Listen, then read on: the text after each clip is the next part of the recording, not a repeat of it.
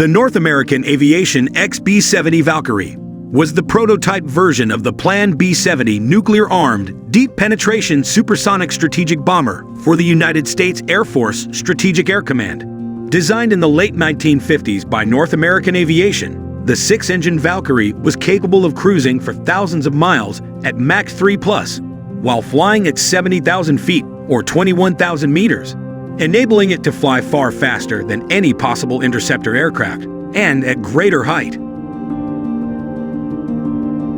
The North American Aviation XB-70 Valkyrie was one of the first supersonic bombers to be built after the Second World War. Unfortunately, as Soviet and American aircraft improved, their missiles kept pace, and in 1961, following the previous year's shootdown of an American U-2 reconnaissance aircraft, the XB-70 project was shelved. The B-70 was planned to use a high-speed, high-altitude bombing approach that followed a trend of bombers flying progressively faster and higher since the start of crewed bomber use.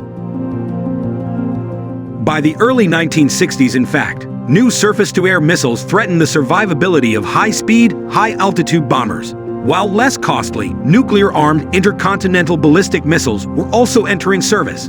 As a result, in 1961, the expensive B-70 bomber program was canceled before any Valkyries had been completed or flown. Even so, the United States Air Force bought two XB-70 aircraft to test aerodynamics, propulsion, and other characteristics of large supersonic aircraft.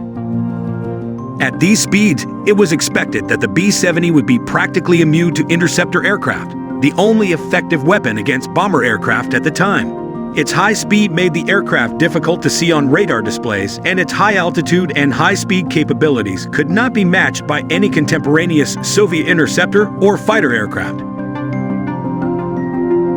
It was later discovered that flying faster also made radar detection much more difficult due to an effect known as the blit-to-scan ratio, and any reduction in tracking efficiency would further interfere with the operation and guidance of fighters.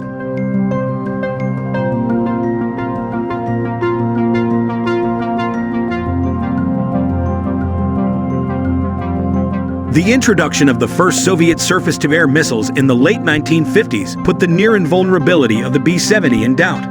With the advent of intercontinental ballistic missiles during the late 1950s, in response, the United States Air Force began flying its missions at low level, where the missile radar's line of sight was limited by terrain. Thanks for watching. See you the next videos.